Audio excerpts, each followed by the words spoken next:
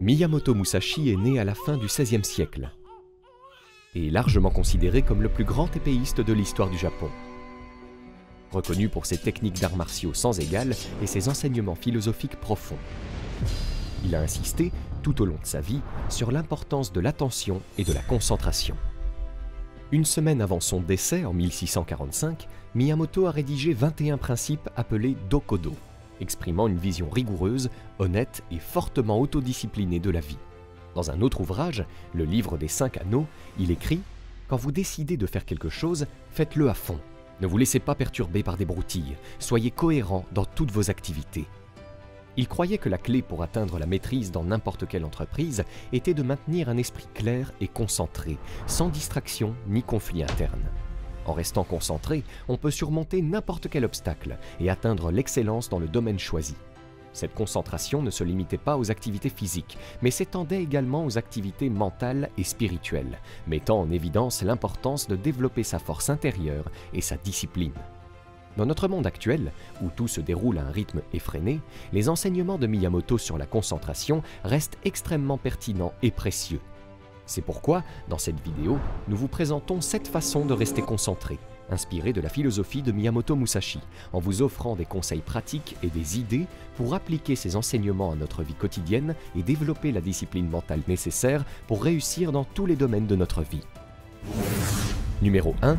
Trouvez votre unique, véritable passion. Miyamoto dit « La voie du guerrier consiste à maîtriser une chose et à la maîtriser parfaitement. Vous ne pouvez pas être un véritable maître tant que vous n'avez pas atteint le point où tout ce que vous faites est sans effort, naturel et parfait. » Musashi soulignait l'importance de trouver et de se concentrer sur une seule chose plutôt que de diviser son attention entre plusieurs. Il pensait qu'en se concentrant sur une seule chose, une personne pourrait devenir experte dans ce domaine et atteindre la maîtrise, tandis que si elle tentait de poursuivre plusieurs choses à la fois, elle finirait par atteindre la médiocrité et ne ferait aucun progrès. Dès son plus jeune âge, il était fasciné par le combat au sabre et a dédié sa vie à la maîtrise de cet art. Il a passé des années à voyager à travers le Japon, à la recherche des meilleurs professeurs et à défier d'autres épéistes en duel afin de perfectionner ses compétences. La philosophie de Musashi peut s'appliquer à de nombreux domaines de la vie, et pas seulement aux arts martiaux. Que ce soit une carrière, un passe-temps ou un objectif personnel, se concentrer sur une seule chose et devenir un expert dans ce domaine peut conduire à un plus grand succès et à une plus grande satisfaction. Dans notre monde moderne, nous sommes constamment bombardés de distractions et d'options, ce qui rend difficile la concentration sur une seule chose et l'atteinte de la maîtrise. Grâce à la technologie, il est plus facile que jamais d'accéder à l'information et de découvrir de nouvelles choses. Avec Internet à portée de main, nous pouvons explorer une multitude de centres d'intérêt et de passe-temps sans jamais quitter notre domicile. Bien que cela puisse être pratique, cela peut aussi conduire à un manque de concentration et de profondeur dans nos activités. Les plateformes de médias sociaux nous permettent de nous comparer facilement aux autres et de sentir que nous devons faire plus pour rester dans la course. Nous pouvons voir d'autres personnes réussir dans de nombreux domaines et penser que nous devons faire de même. La peur de manquer est un phénomène courant qui peut nous pousser à essayer d'en faire trop à la fois. Nous pouvons craindre que si nous n'essayons pas tout, nous manquerons des opportunités ou des expériences qui pourraient enrichir notre vie. En raison de ces distractions et options, beaucoup d'entre nous ont tendance à abandonner peu de temps après avoir commencé quelque chose de nouveau. Nous pouvons nous ennuyer ou nous décourager lorsque nous ne voyons pas de résultats immédiats, ou nous pouvons être tentés de passer à un autre intérêt ou passe-temps qui semble plus attrayant. Cependant, pour atteindre une véritable maîtrise, nous devons résister à ces pulsions et rester concentrés sur le chemin que nous avons choisi, même lorsqu'il est difficile ou frustrant.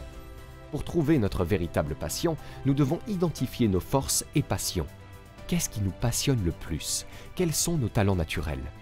Une fois que nous avons identifié nos forces et nos passions, nous pouvons nous concentrer sur la maîtrise de cette seule chose grâce à une pratique délibérée, la persévérance et l'apprentissage continu. Par exemple, un musicien peut se concentrer sur la maîtrise d'un seul instrument plutôt que d'essayer d'en apprendre plusieurs à la fois. Un développeur de logiciels peut se spécialiser dans un langage de programmation spécifique plutôt que d'essayer d'apprendre tous les langages de programmation existants. Bien sûr, nous pouvons ensuite nous attaquer à une autre compétence, comme Miyamoto l'a fait en se tournant vers l'écriture et la philosophie. mais pas avant d'avoir pleinement maîtrisé la compétence initiale. En restant concentrés sur nos priorités et en nous engageant à un apprentissage constant, nous pouvons surmonter les distractions de notre monde moderne et réussir dans les activités que nous avons choisies. Numéro 2. Évitez les plaisirs à court terme.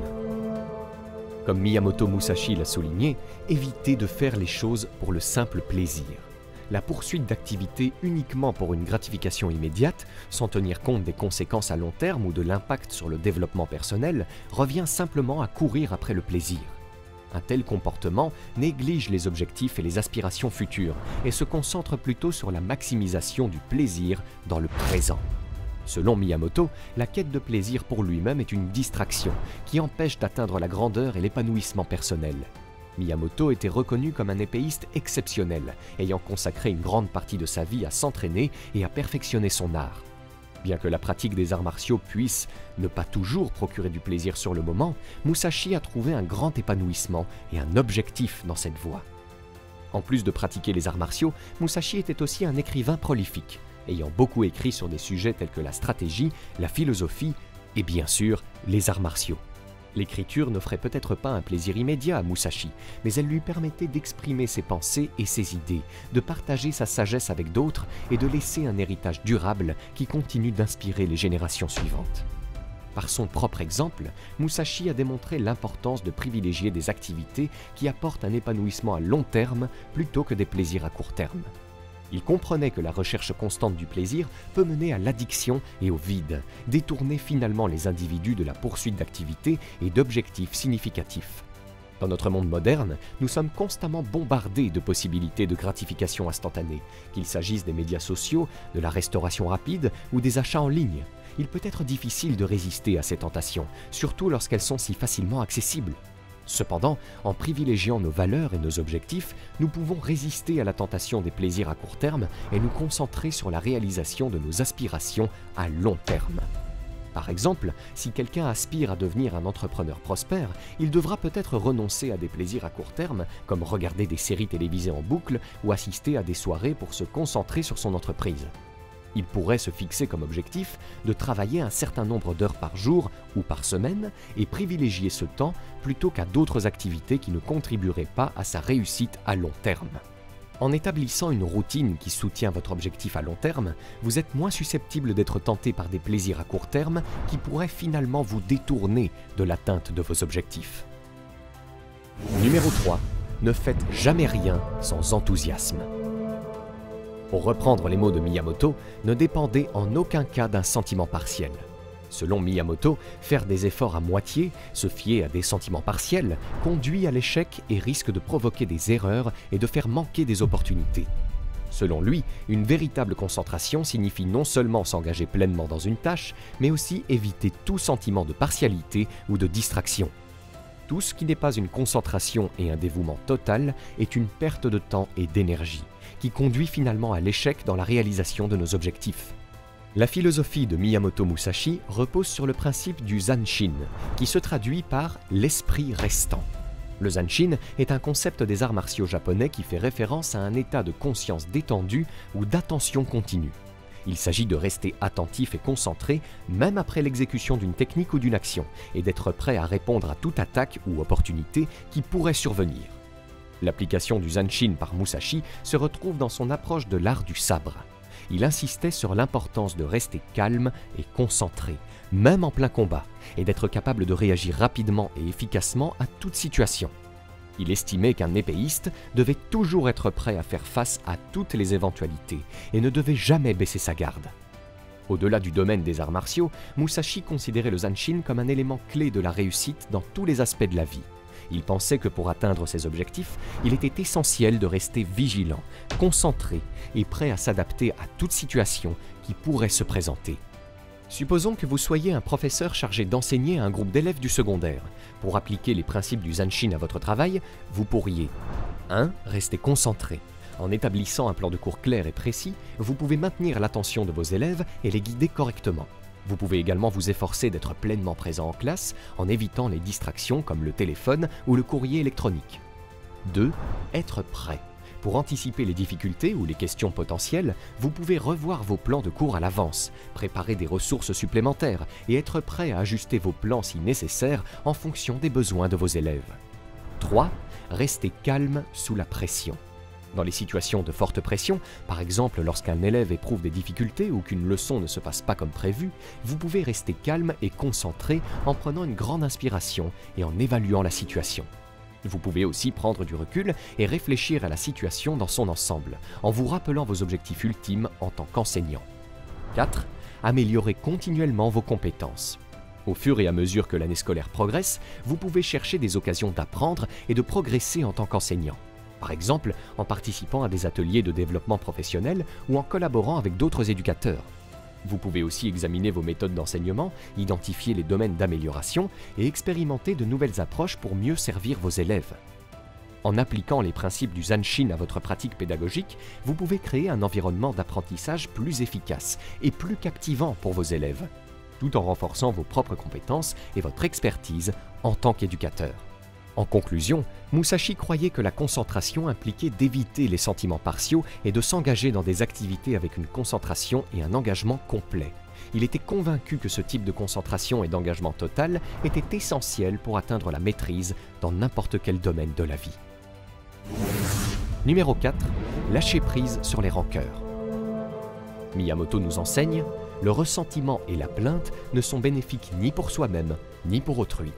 Miyamoto Musashi est à l'origine de nombreuses histoires et légendes, y compris celles où il rencontre un groupe de bandits cherchant à se venger de leur ancien chef. Miyamoto a conseillé à ces bandits de laisser tomber leur colère et leur ressentiment, soulignant la futilité de la vengeance et proposant qu'ils pourraient utiliser leurs compétences de manière plus positive.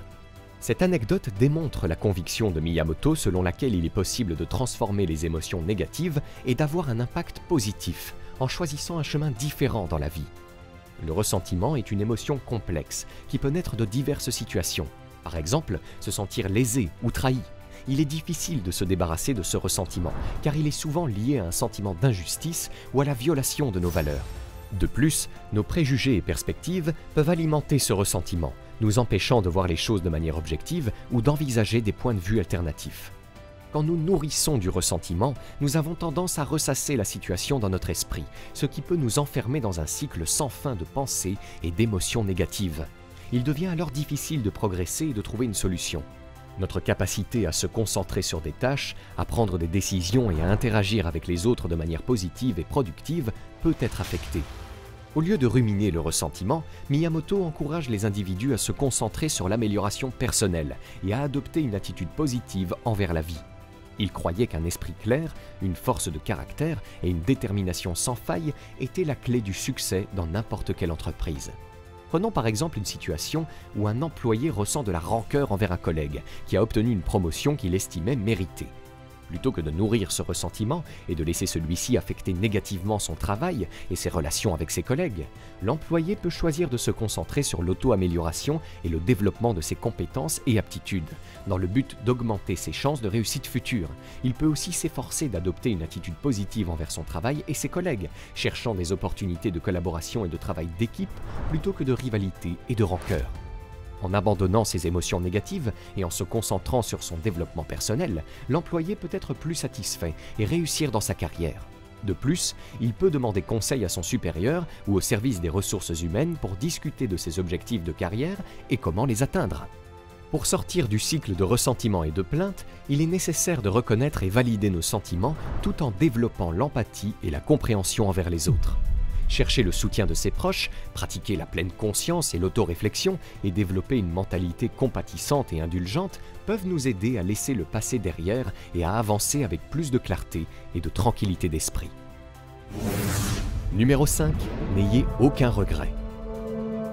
Comme l'a si bien dit Miyamoto Musashi, n'éprouvez aucun regret pour ce que vous avez fait.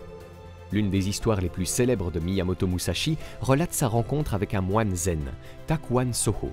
Selon le récit, Musashi est allé voir Takuan pour lui demander des conseils sur comment vivre sans regret. Le conseil de Takuan était simple mais profond. Si vous voulez ne pas avoir de regrets, apprenez l'art d'accepter la responsabilité de tout ce que vous faites.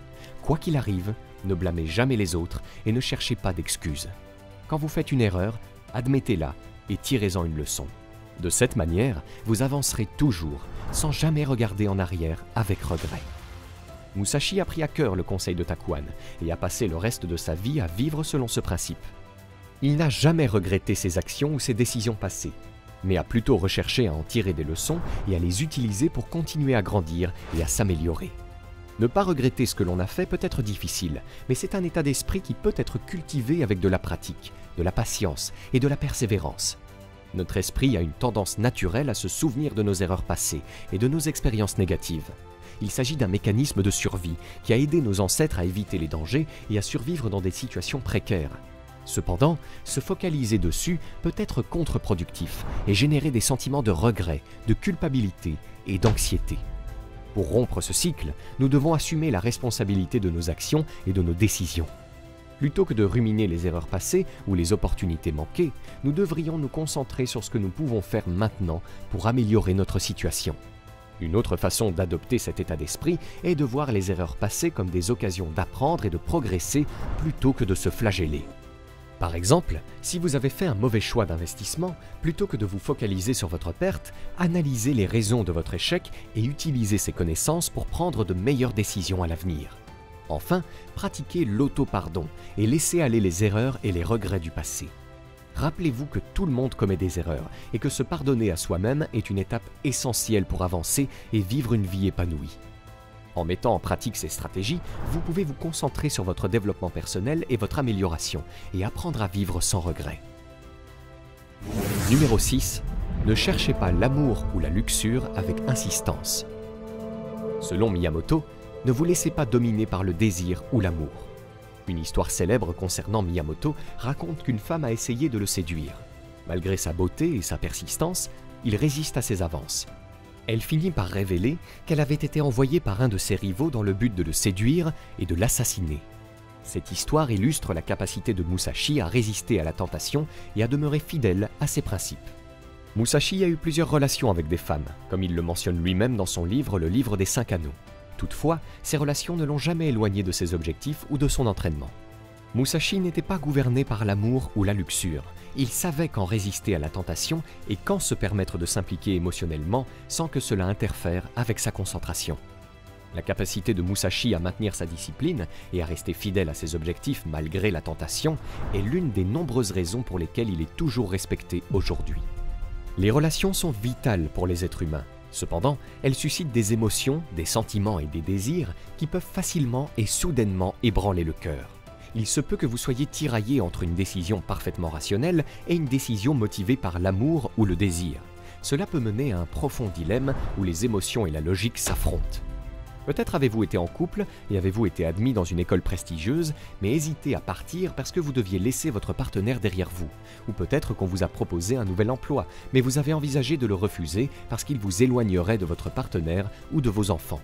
Ces situations ne sont pas rares et elles sont même extrêmement courantes. La question est de savoir quelle place nous devrions accorder à l'amour et au désir dans nos vies.